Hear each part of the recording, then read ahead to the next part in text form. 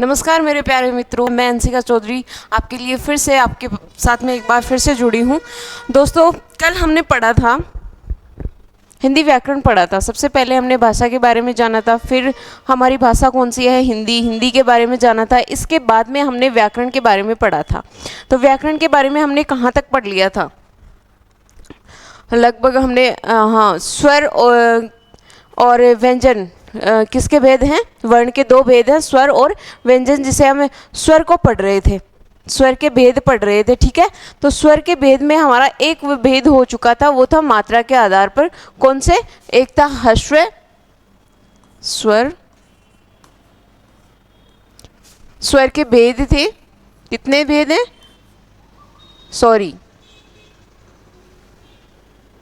वर्ण के भेद। वर्ण के भेद कितने हैं? दो, एक स्वर और एक है व्यंजन। हम कौन सा पढ़ रहे थे? स्वर पढ़ रहे थे। ठीक है, स्वर के एक भेद था मात्रा के अनुसार।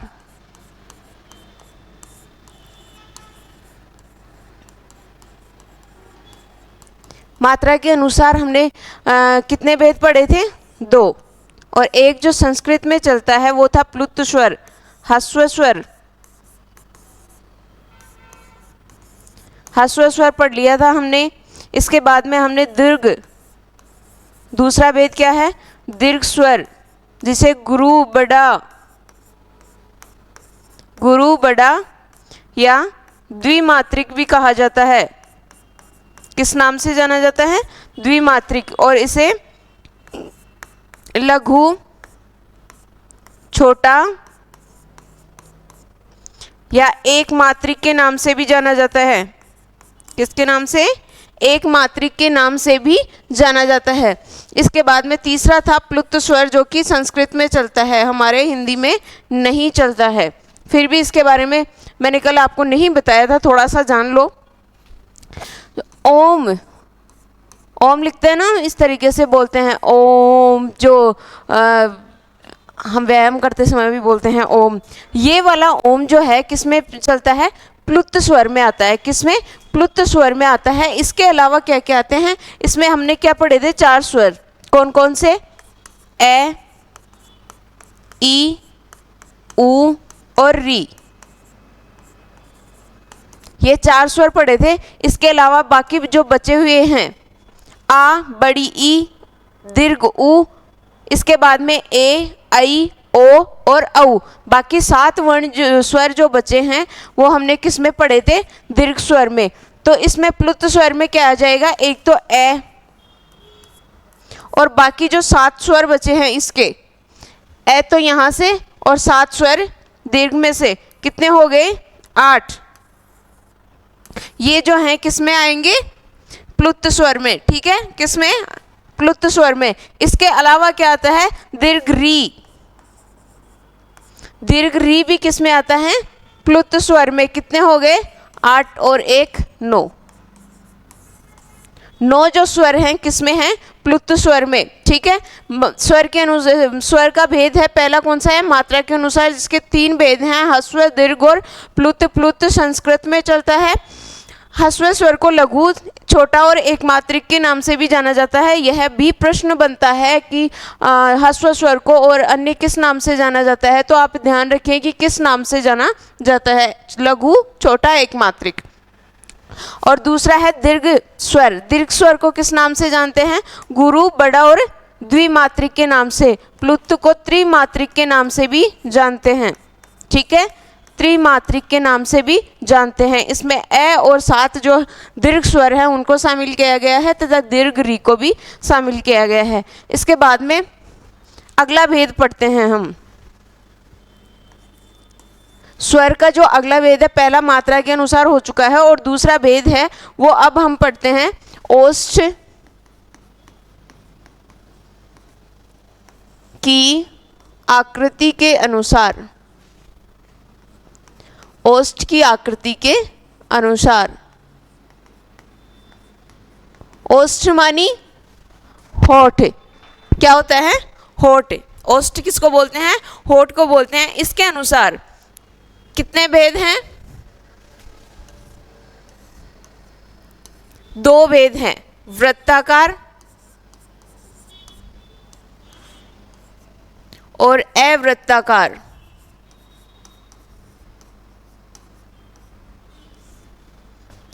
से वृत्तमुखी स्वर या अवृत्तमुखी स्वर भी बोला जाता है।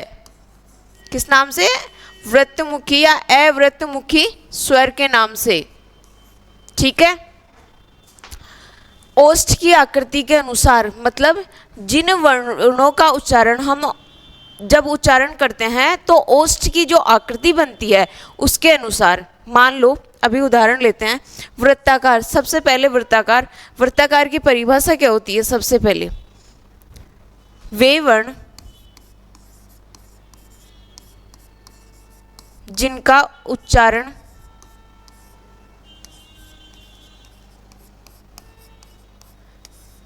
करते समय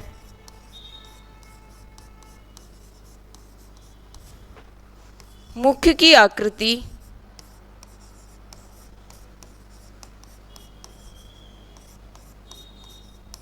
वृत्त के समान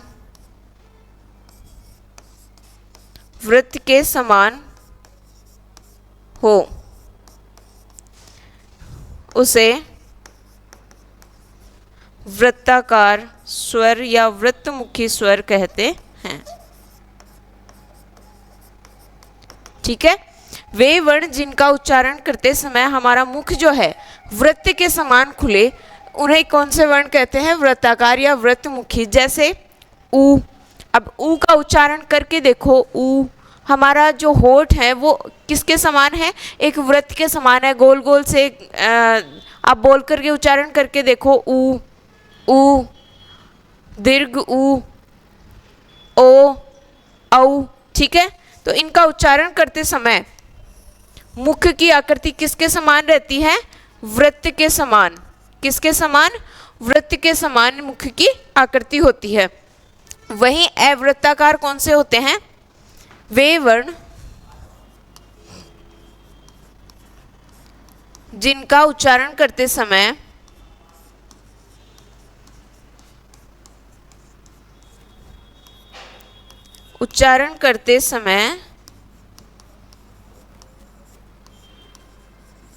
मुख की आकृति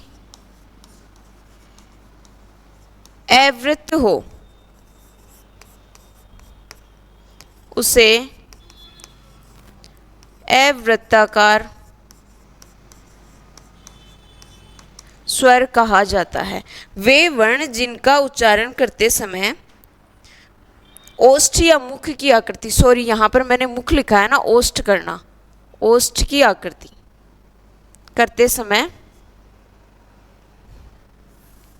एक बार फिर से लिख देती हूँ मैं। वे वर्ण जिनका उच्चारण करते समय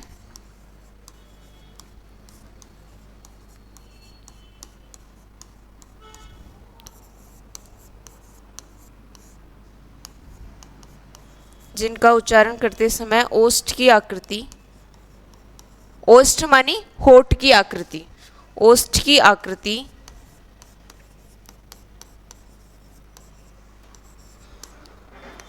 अवृत्त हो,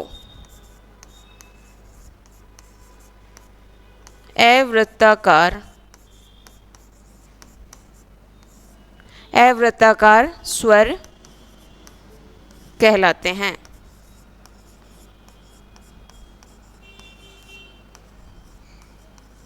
अवृत्ताकार स्वर कहलाते हैं। सबसे पहले देखिए, इधर भी हमने मुख की ही लिखा है।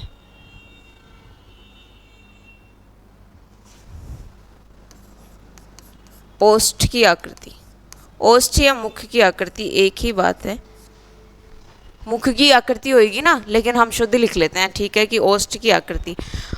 जब हम वर्ण का उच्चारण, स्वर का उच्चारण करते हैं, ऊ ऊ, ओ औ, इनका उच्चारण करके देखिए। जब आप उच्चारण करेंगे तो आपका मुख की या ओष्ठ की आकृति जो है वो किसकी? वृत्त के समान गोल आकृति में अपने ओष्ठ होंगे। तो यह कौन कौन से वर्ण हैं? ठीक है, कौन कौन से वर्ण हैं? जिनकी आकृति ओष्ठ के समान होती है। उ, दीर्घ उ, ओ और औ। ये 4 वर्ण हैं, स्वर हैं, जो जब जिनका उच्चारण करते हैं तो मुख या ओष्ठ की आकृति जो है वृत्ताकार होती है। ठीक है, तो ये 4 वर्ण हैं, जो स्वर हैं, जो क्या हैं, वृत्ताकार हैं। क्या है, वृत्ताकार हैं। इसके अलावा जो बाकी वर्ण बचे हुए हैं वो क्या है, अवृत्ताकार। ए, आ, ई, दीर्घ ई, री, ए, आई। ठीक है, कितने हो गए, 7 हो गए। और ये 4 वर्ण जो हैं क्या हैं, वृत्ताकार, और बाकी जो बचे हुए हैं वो अवृत्ताकार। इनका उच्चारण करते समय मुख की आकृति जो क्या है, अवृत्ताकार होती है। ओष्ठ की आकृति क्या होती है, अवृत्ताकार होती है। वृत्ताकार और अवृत्ताकार ओष्ठ की आकृति के अनुसार 2 भागों में बांटा गया है, जिसे वृत्तमुखी और अवृत्तमुखी भी बोला जाता है। वे वर्ण जिनका उच्चारण करते समय ओष्ठ की आकृति कैसी हो, वृत्त के समान हो, और वे वर्ण जिनका उच्चारण करते समय ओष्ठ की आकृति अवृत्त हो यानी वृत्त के समान ना हो, उनमें 7 वर्ण हैं, ए, आ, ई, री, ए, आई। ठीक है, और इसमें उ, ओ, औ। ठीक है, इसके अलावा एक वर्ण और है जिसे क्या बोला जाता है, आगत। आगत स्वर बोला जाता है इसे।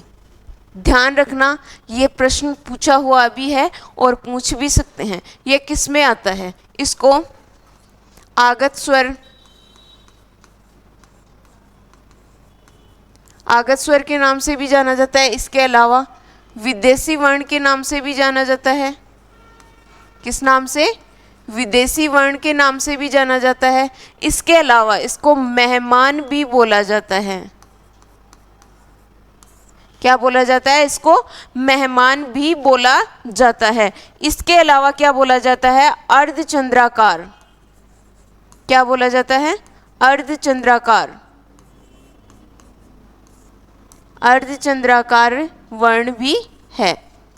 ठीक है, इसको क्या बोलते हैं, अर्धचंद्राकार वर्ण। इसे आगत स्वर बोलते हैं। इसका नाम आप अच्छे से याद रखना कि इसे क्या बोलते हैं, आगत स्वर। इसको विदेशी वर्ण भी बोलते हैं, इसको मेहमान भी बोलते हैं, इसको अर्धचंद्राकार वर्ण भी बोलते हैं। और ये जो वर्ण है किस में शामिल है, वृत्ताकार वर्णों में। किसमें, वृत्ताकार स्वर में। ये वृत्ताकार स्वर में शामिल है। तो यहाँ पर लिख देते हैं, जो आगत स्वर है वो भी किस में शामिल है, वृत्ताकार में। किसमें, वृत्ताकार में शामिल है। इसका ध्यान रखें विशेष। ठीक है, इसके बाद में अगला जो भेद है वो हम पढ़ लेते हैं। जीव की क्रियाशीलता के अनुसार। किसके अनुसार, जीव की क्रियाशीलता के अनुसार। जीव की हमारी जो क्रियाशीलता होती है, मान लो कई शब्द वर्ण हैं ऐसे हैं जिनका उच्चारण करते समय हमारी जीभ ऊपर की ओर टकराती है, कभी मध्य की ओर रह जाती है, कभी जीभ की कोई क्रियाशीलता नहीं होती है। जैसे बोलेंगे ए, तो हमारी जीभ जो है नीचे तालू की तरफ स्थिर रहेगी। ठीक है, अभी उनके जीभ के क्रियाशीलता के अनुसार हम देख लेते हैं। ये तीसरा भेद है, जीभ की क्रियाशीलता के अनुसार। जीभ या जिह्वा की क्रियाशीलता के अनुसार।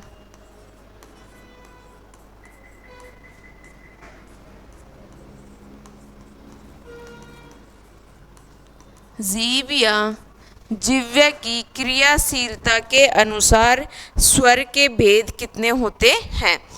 स्वर के अनुसार 3 भेद होते हैं। किसके अनुसार, जीभ या जिह्वा के अनुसार 3 भेद होते हैं। कौन कौन से, अग्र स्वर,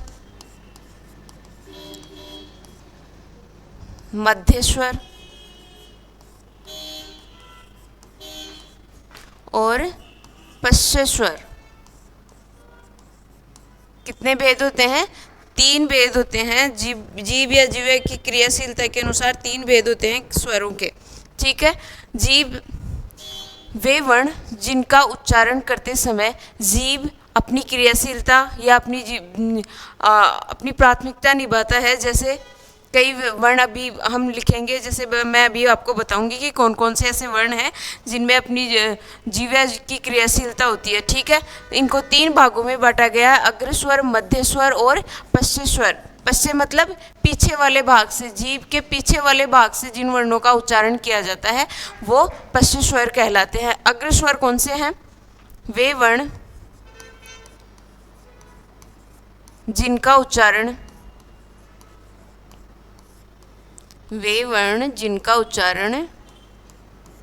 जिह्वा के अग्रभाग से होता है। किससे होता है?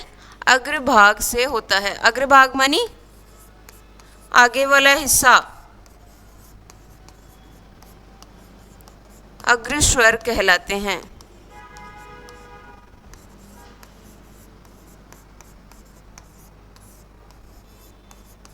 कौन से कहलाते हैं? अग्रस्वर कहलाते हैं। जैसे जीभ हम किसी वर्ण का स्वर का उच्चारण कर रहे हैं और हमारी जीभ का जो आगे वाला हिस्सा है वो उसमें क्रियाशीलता होती है, तो वो कौन सा है? अग्रस्वर। ठीक है। कौन सा है? अग्रस्वर। इसके बाद में आता है मध्य स्वर। कौन सा? मध्य स्वर। वे वर्ण जिनका उच्चारण जिह्वा के मध्य भाग से होता है। जिह्वा की मध्य भाग में जब क्रियाशीलता होती है उसे क्या बोलते हैं? मध्य स्वर।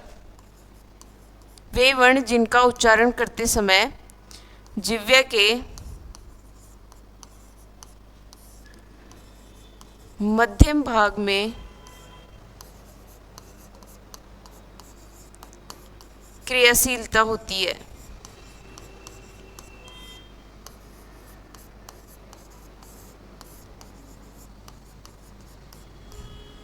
मध्य स्वर कहलाते हैं। कौन से कहलाते हैं? मध्य स्वर कहलाते हैं।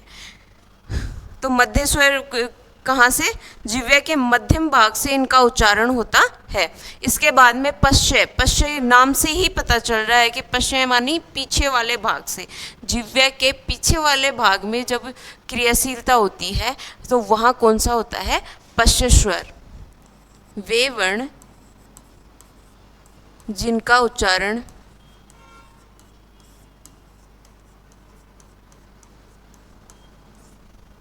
जिह्वा के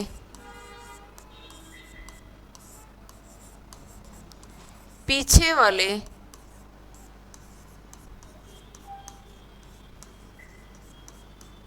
भाग से होता है, पश्च स्वर कहलाते हैं।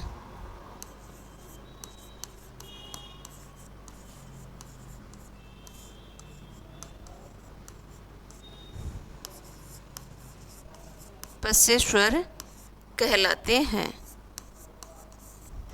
ठीक है। ये इनकी परिभाषा हो गई है अग्रभाग की, और इसके बाद में मध्यम स्वर की, और इसके बाद में पश्च स्वर की। ठीक है।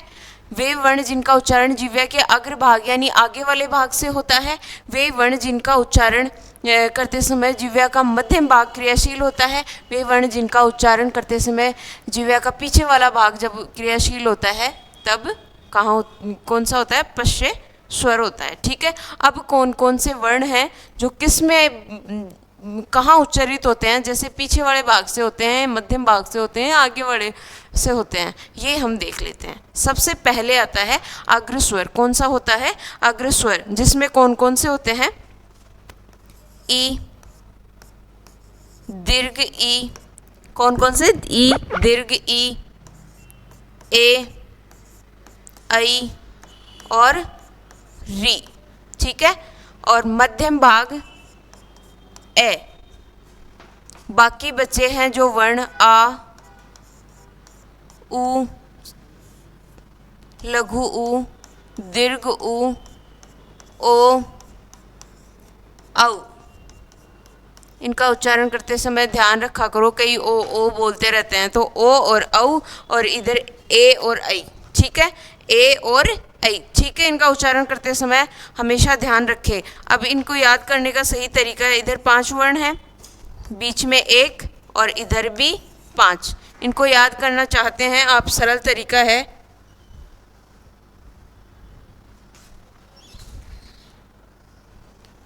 वो भी हम देख लेते हैं।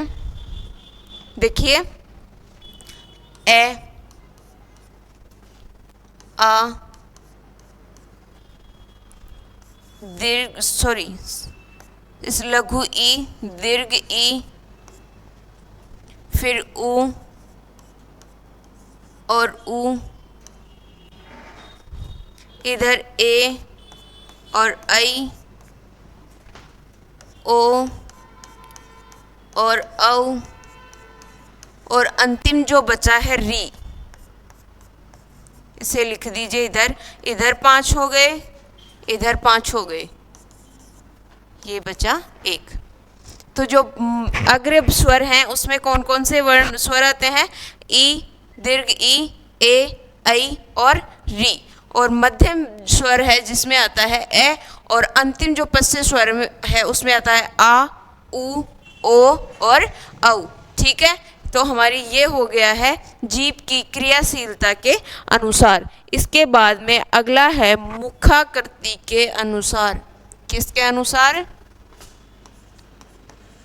मुखाकृति।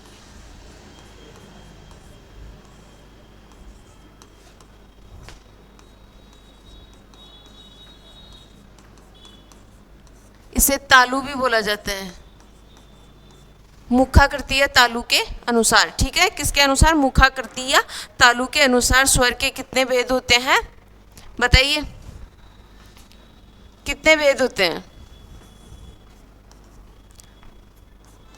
4 भेद होते हैं। मुखाकृति या तालु के अनुसार स्वर के जो कितने भेद होते हैं?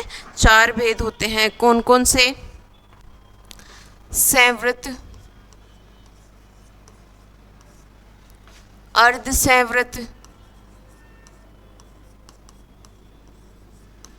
संवृत, अर्ध संवृत, विवृत और अर्ध विवृत।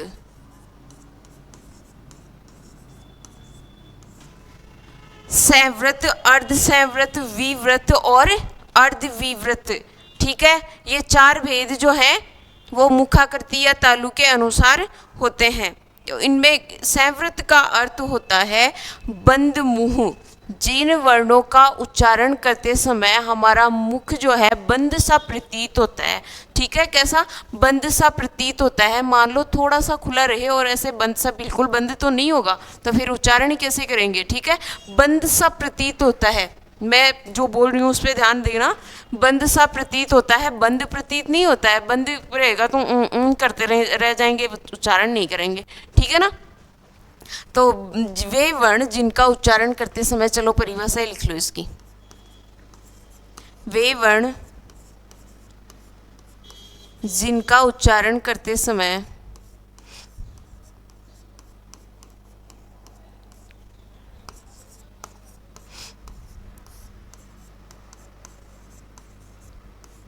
मुख बंद सा प्रतीत हो,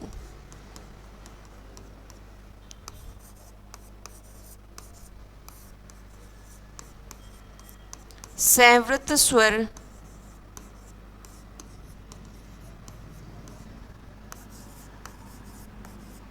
कहलाते हैं। वे वर्ण जिनका उच्चारण करते समय मुख बंद सा प्रतीत होता है उसे क्या बोलते हैं? संवृत स्वर, ठीक है। उसके बाद में वे वर्ण जिनका उच्चारण करते समय, इसकी परिभाषा आप लिख लो, मैं बोल रही हूँ, वे वर्ण जिनका उच्चारण करते समय मुख आधा बंद सा प्रतीत हो। कैसा? आधा बंद सा प्रतीत हो, उसे अर्ध संवृत स्वर कहते हैं। कौन सा? अर्ध स्वर संवृत स्वर कहते हैं। जिसमें आधा बंद सा प्रतीत होता है ना मुख, उसे क्या बोलते हैं? अर्ध संवृत, सॉरी, हाँ, अर्ध संवृत स्वर। ठीक है। इसके बाद में अगला है विवृत स्वर। विवृत का मतलब होता है आधा बंद सा मुख प्रतीत हो ना, वहां। विवृत का मतलब होता है खुला। ठीक है, क्या होता है? खुला। वे वर्ण जिनका उच्चारण करते समय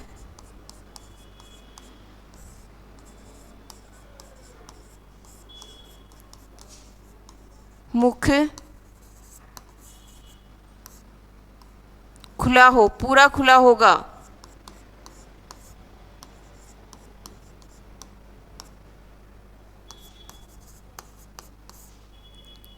उसे विवृत स्वर कहते हैं। विवृत स्वर कहते हैं।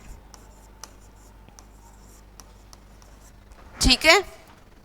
वे वर्ण जिनका उच्चारण करते समय मुख की आकृति कैसी हो? पूरा खुला सा प्रतीत होगा, वहां पर कौन से स्वर होंगे? विवृत स्वर होंगे। और वैसे ही अर्धविवृत स्वर कौन सा होगा? आधा खुला मुंह हो वहां पर। जिन वर्णों का उच्चारण हम कर रहे हैं, वैसे ही हमारे मुख की जो आकृति है वो आधा खुला सा प्रतीत होगा, वहां पर कौन सा से स्वर होंगे? अर्धविवृत स्वर। ठीक है, अर्धविवृत स्वर। परिभाषा इसकी लिख लेना आप। एक बार मैं फिर से बोल देती हूँ। वे वर्ण जिनका उच्चारण करते समय मुख आधा खुला सा प्रतीत हो, आधा खुला सा प्रतीत हो, उसे अर्धविवृत स्वर कहते हैं। अर्धविवृत स्वर कहते हैं। जो अब संवृत स्वर हैं, संवृत स्वर हैं, उनमें कौन कौन से वर्ण? ई, दीर्घ ई, उ, दीर्घ उ और री। कौन कौन से स्वर हैं? लघु ई, दीर्घ ई, लघु उ, दीर्घ उ और री। ये 5 जो स्वर हैं वो किस में शामिल है? संवृत स्वर में। ठीक है। इसके बाद में है अर्ध संवृत स्वर। इसमें है ए और ओ। कौन कौन से हैं? ए और ओ। इसके बाद में है विवृत स्वर। इसमें कौन कौन से हैं? आ। एक आ ही है जिसका उच्चारण करते समय हमारी मुख की आकृति क्या है? पूरा खुला सा प्रतीत होता है। ठीक है। इसके बाद में है ए अर्धविवृत स्वर। जो बाकी बचे हुए हैं, जो कौन कौन से बचे हुए हैं? ए, आई और औ। इसमें ये 3 स्वर हैं जो अर्ध जो खुला मुंह या आधा खुला मुंह प्रतीत होता है, जिनका हम उच्चारण करते हैं। तो संवृत स्वर में कौन कौन से स्वर हैं? ई, उ और री। और इसके अलावा अर्ध संवृत में ए और ओ। इसके बाद में विवृत स्वर में कौन कौन से हैं? आ, ओनली आ। और अर्ध विवृत स्वर में कौन कौन से हैं? ए, आई और औ। ये 3 वर्ड जो स्वर हैं वो किस में है? अर्ध संवृत स्वर में। मुखाकृति के अनुसार हमारे 4 भेद जो हैं वो पूरे हो चुके हैं। इसके बाद में है उच्चारण के अनुसार।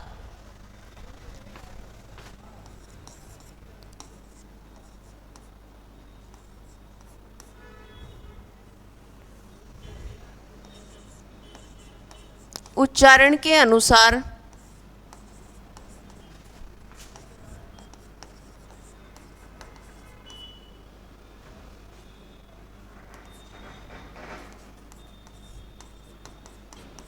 स्वर के भेद।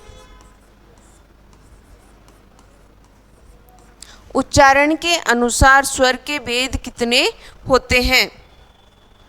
उच्चारण के अनुसार भी 4 ही भेद होते हैं। ठीक है, कितने भेद होते हैं? 4 भेद ही होते हैं। कौन कौन से? ये तो शुरू से पढ़ते आ रहे हैं ना। मान लो कई कई तो ऐसे हैं जिनको हमने शुरू से नहीं पढ़ा, लेकिन उच्चारण के अनुसार तो भेद हमने पढ़े हैं ना, कौन कौन से भेद होते हैं।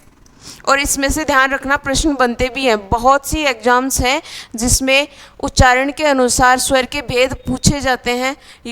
वर्ण दे करके या स्वर दे करके पूछा जाता है कि ये जो स्वर है ये किसका भाग है। मान लो कि कौन सा जो स्वर है दे करके उसका नाम पूछ लिया जाता है। ठीक है, तो सबसे पहला है कंठे स्वर। कंठे स्वर। दूसरा है तालव्य, और तीसरा है मूर्धन्य। पहला कौन सा है? कंठे स्वर, तालव्य स्वर, और तीसरा है मूर्धन्य, और चौथा कौन सा है?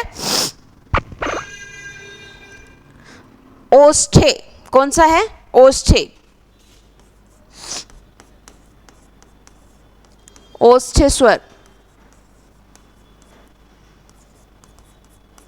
नाम से ही पता चल रहा है कि कौन कौन से कहाँ से उच्चारित होते होंगे। हाँ, चल रहा है ना। कंठे मानी कंठ से, तालव्य तालव्य मानी तालु, किससे? तालु से, जिनका उच्चारण होता है। ठीक है।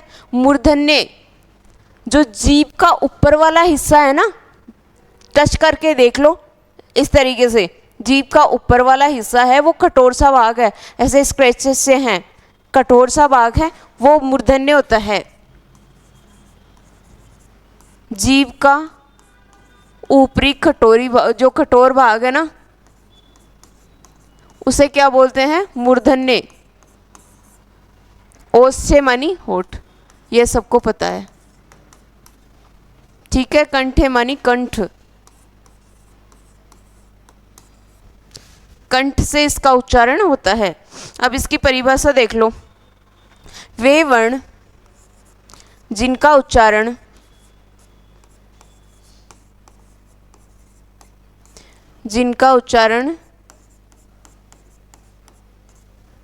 कंठ से होता है। वे वर्ण जिनका उच्चारण कंठ से होता है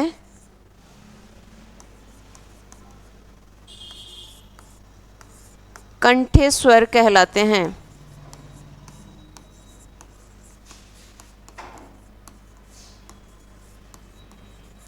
कंठे स्वर कहलाते हैं। इसके बाद में वे वर्ण जिनका उच्चारण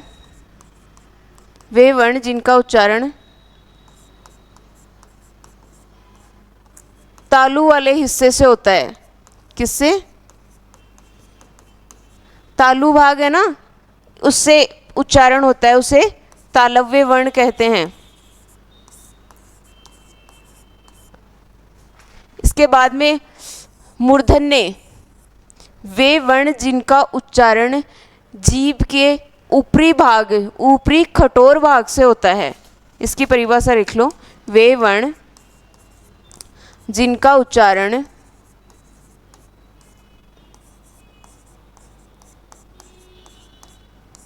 जिह्वा के ऊपरी कठोर भाग से होता है।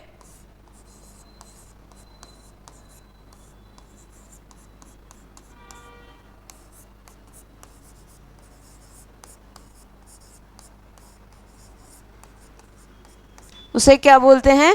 मूर्धन्य स्वर बोलते हैं। इसके बाद में है ओष्ठे। ओष्ठे मानी होठ से, वे वर्ण जिनका उच्चारण होठों से होता है। कई बार कई स्वरों का उच्चारण करते समय हमारे होठ आपस में चिपकते हैं, कभी खुलते हैं, तो इनके कहाँ ओष्ठे में किसकी क्रियाशीलता होती है? होठों की क्रियाशीलता होती है। उन्हें क्या बोलते हैं?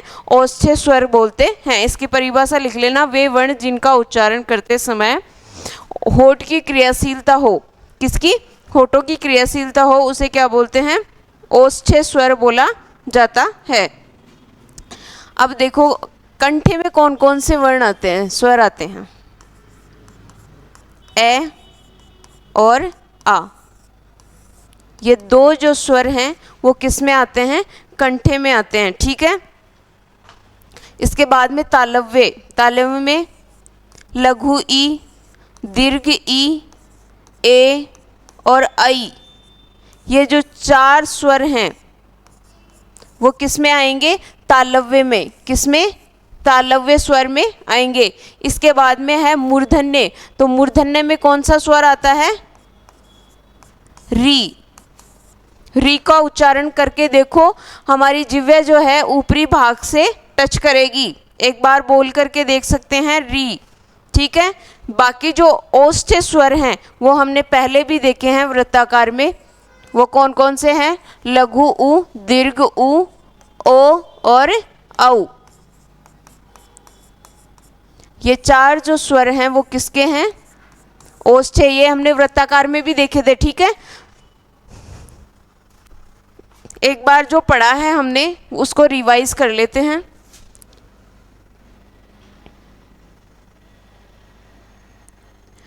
कल हमने ये पढ़ा था वर्ण के दो भेद होते हैं, स्वर और व्यंजन। स्वर का ये मात्रा के अनुसार कल भेद पढ़ लिया था हमने, ह्रस्व, दीर्घ और प्लुत स्वर, ठीक है।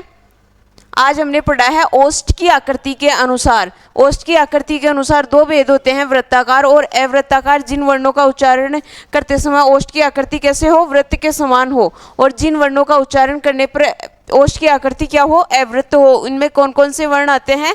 उ, दीर्घ उ, ओ और औ जो हैं वो कौन कौन से हैं? वो किस में आते हैं?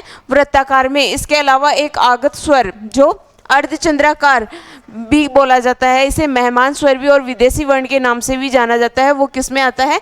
वृत्ताकार में। बाकी बचे हुए जो स्वर हैं ए, आ, ई, री, ए और आई जो है वो किस में आएंगे? अवृत्ताकार में। इसके बाद में अगला भेद है जिह्वा की क्रियाशीलता के अनुसार। अग्र स्वर, जिसमें जिह्वा का अग्र भाग या आगे वाला भाग जो क्रियाशील रहता है, उसमें कौन कौन से वर्ण हैं? ई, ए, आई और री। इसके बाद में है मध्य स्वर, जिसमें जीभ का मध्यम भाग जो है वो क्रियाशील रहेगा, वह कौन सा वर्ण स्वर है? ए। और इसके बाद में पश्च स्वर। पश्च स्वर में जीभ का पीछे वाला भाग क्रियाशील रहेगा, जिसमें आ, उ, ओ और औ। इसके बाद में मुखाकृतीय तालु के अनुसार चार भेद हैं, संवृत, अर्धसंवृत, विवृत और अर्धविवृत स्वर जो हैं ये चारों किस में होंगे? मुखाकृतीय तालु के अनुसार। संवृत स्वर वो होंगे जिनका उच्चारण करते समय मुख कैसा हो? बंद सा प्रतीत होता है। उनमें कौन कौन से वर्ण हैं? ई, दीर्घ ई, उ और री। और अर्धसंवृत में ए और औ। और विवृत में कौन सा है? आ। और अर्धविवृत में कौन से हैं बाकी बचे हुए? ए, आई और औ। उच्चारण के अनुसार स्वर के भेद कितने होते हैं? चार भेद हैं, कंठ स्वर, तालव्य स्वर, मूर्धन्य और ओष्ठ। कंठ स्वर में ए और आ जाएगा, वही तालव्य स्वर में ई, ए और आई आ जाएगा। और इसके बाद में मूर्धन्य में री और ओष्ठ में बचे हुए उ, ओ और औ। ठीक है, आज के लिए इतना ही।